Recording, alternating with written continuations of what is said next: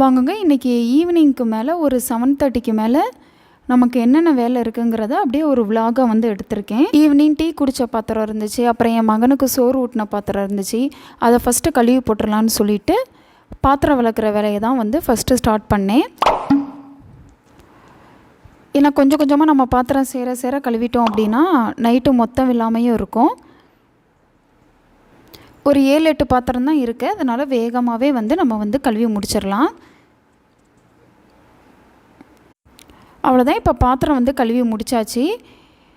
இப்போ நம்ம அங்கிட்டு திரும்பி பார்த்தோம் அப்படின்னா ஸ்டவ்வு வந்து ரொம்ப வந்து மோசமான நிலைமையில் இருந்துச்சு. நான் காலையில் வந்து காலிஃப்ளவர் 65 பொரித்தேன். அதனால அந்த எண்ணெய் எல்லாமே வந்து தெரித்து ரணகோலமாக இருந்துச்சு. சரி, இதையும் வந்து அப்படியே கையோடு வந்து க்ளீன் பண்ணிடலாம், ஒரு 10 நிமிஷம் தான் ஆகும் அப்படின்னு சொல்லிவிட்டு ஸ்டவ்வையும் வந்து நான் க்ளீன் பண்ணுறதுக்கு வந்து ஸ்டார்ட் பண்ணிட்டேன். லைசால் கிச்சன் க்ளீனிங் லிக்யூடு வந்து இருக்கும், அதை வந்து ஃபஸ்ட்டு வந்து ஸ்ப்ரே பண்ணி விட்டுட்டு ஒரு 5 நிமிஷம் அப்படியே விட்டுட்டு அப்புறம் நம்ம எப்போவுமே வந்து விம்மை வச்சு வந்து நம்ம க்ளீன் பண்ணுவோம்ல, விம் லிக்யூடு வச்சு, அந்த மாதிரி வந்து நம்ம க்ளீன் பண்ணாவே நமக்கு அந்த எண்ணெய் கரை எல்லாமே வந்து ஈஸியாக நமக்கு வந்துடும். அடுப்பு வந்து நான் கிளாஸ் டாப் தான் வச்சுருக்கேன். ஃபஸ்ட்டு வந்து சில்வர் வச்சுருந்தேன், 3 பர்னர் உள்ள தான் வச்சுருந்தேன், ப்ரெஸ்டீஜ் இது. ஆனால் வந்து எனக்கு அது க்ளீனிங்க்கு வந்து ரொம்ப வந்து டைம் எடுத்துச்சு. அதை மெயின்டைனும் என்னால் கரெக்டாக வந்து பண்ண முடியல.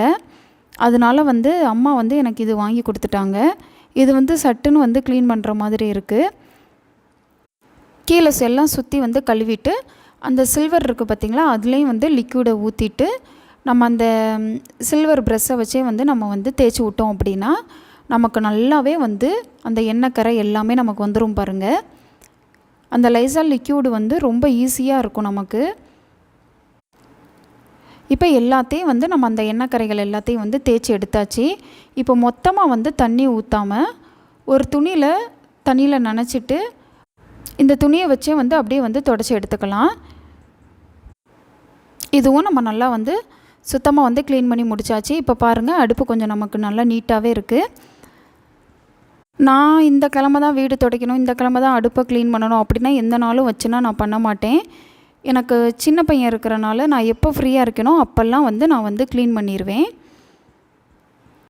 அவ்வளோதாங்க. க்ளீனிங் ஒர்க் முடித்ததுக்கப்புறம் நைட்டு வந்து டின்னர் வந்து இன்றைக்கி ரொம்ப சிம்பிளாக வந்து கோதுமை ரவை வச்சு உப்புமா தான் பண்ண போகிறேன். அதுவும் காய் எதுவுமே போடாமல் வெறும் கோதுமை ரவை உப்புமா மட்டும்தான் பண்ண போகிறேன்.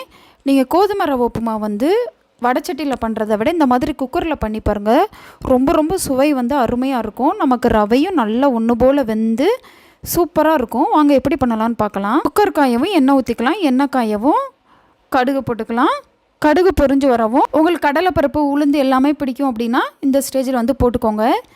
நான் வந்து எப்போவுமே அது போட மாட்டேன். இப்போ கடுகு பொரிஞ்சு வரவும் கருவேப்பிலை சேர்த்துக்கலாம். கருவேப்பிலையும் பொரிஞ்சு வரவும் வரப்புக்கு வந்து வத்தல் சேர்த்துக்கலாம். குட்டியாக இருக்கிற பல்லாரி வெங்காயம் வந்து பண்ணி அதையும் சேர்த்துக்கலாம். நமக்கு வெங்காயம் வந்து நல்லா கோல்டன் ப்ரௌனாக வர வந்து வதக்கிக்கிடணும். பாருங்கள், நல்ல வெங்காயம் நமக்கு கோல்டன் ப்ரௌனாக வரவும் நம்ம எவ்வளோ ரவை எடுக்க போகிறோமோ அந்த ரவைக்கு 2 மடங்கு வந்து தண்ணி ஊற்றணும். அதாவது 1 டம்ளர் ரவை எடுக்க போகிறீங்கன்னா 2 டம்ளர் ஊற்றணும். நான் 1.5 டம்ளர் ரவை எடுக்க போகிறேன், அதனால் 3 டம்ளர் வந்து தண்ணி ஊற்றிக்கிட்டேன். உப்புமாவுக்கு தேவையான உப்பு சேர்த்துக்கலாம். இப்போ தண்ணியை வந்து குக்கரை ஓப்பனில் விட்டே வந்து நல்லா கொதிக்க விடுங்க. நமக்கு நல்லா இந்த அளவுக்கு வந்து ஒரு கொதி வரணும். ஒரு கொதி வரவும் நம்ம கோதுமை ரவை வந்து சேர்த்துக்கலாம். நான் 1.5 டம்ளர் சேர்த்துருக்கேன். உங்களுக்கு தண்ணி அளவு குறையா மட்டும் இல்லாமல் பார்த்துக்கோங்க. உங்களுக்கு தண்ணி கூட இருந்தால் கூட ஓகே தான், குறையா மட்டும் இருந்துடக்கூடாது. அவ்வளோதான். ரவை போட்ட உடனே குக்கரை வந்து க்ளோஸ் பண்ணி 3 விசில் வந்து விட்டுக்கோங்க. விசில் வந்து இங்கிட்டு வந்துக்கிட்டு இருக்கட்டும். நம்ம அதுக்குள்ளேயும் வந்து உப்புமாக்கு வந்து நான் இன்றைக்கி சீனி தான் வந்து வச்சு சாப்பிட போகிறேன். தேங்காய் சட்னியும் வந்து ரொம்ப ருசியாக இருக்கும். சீனி வந்து காலி, அதனால சீனி டப்பாவில் வந்து சீனி வந்து மாற்றி வச்சுக்கலாம். நீங்கள் இந்த உப்புமாக்கு நீங்கள் காயும் வந்து சேர்த்து போட்டு செய்யலாம். வெங்காயம் வதக்கும் போது வந்து காய் சேர்த்து வதக்கிக்கோங்க. நீங்கள் காய் போட்டு பண்ணுறீங்க அப்படின்னா தேங்காய் சட்னி வச்சா தான் வந்து நல்லாயிருக்கும். அதே மாதிரி நாளைக்கு வந்து வெண்டைக்காய் புளிக்குழம்பு வைக்க போகிறேன். அதனால் அதுக்கும் வந்து கொஞ்சமாக வந்து வெண்டைக்காய் வந்து கட் பண்ணி வச்சுக்கலாம். இந்த மாதிரி தண்ணியில் வந்து வெண்டைக்காவை கழுவிட்டு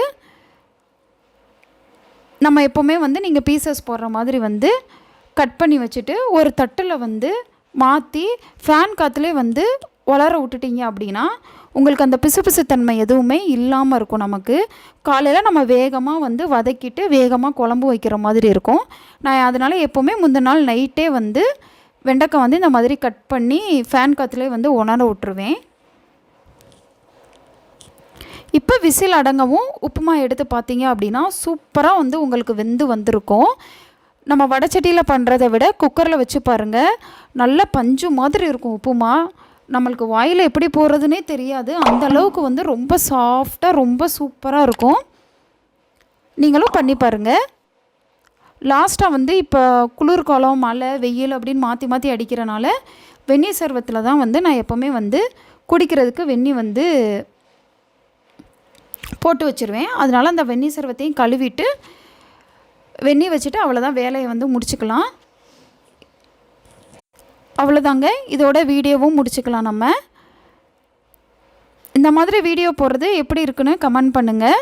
இந்த மாதிரி கண்டினியூ பண்ணலாமாங்கிறதையும் சேர்த்து கமெண்ட் பண்ணுங்கள். ஃபேஸ்புக்லேயும் இன்ஸ்டாகிராம்லேயும் ரவீனா சமையலை ஃபாலோ பண்ணுங்கள். சேனலை சப்ஸ்கிரைப் பண்ணுங்கள். ஓகே, பாய்.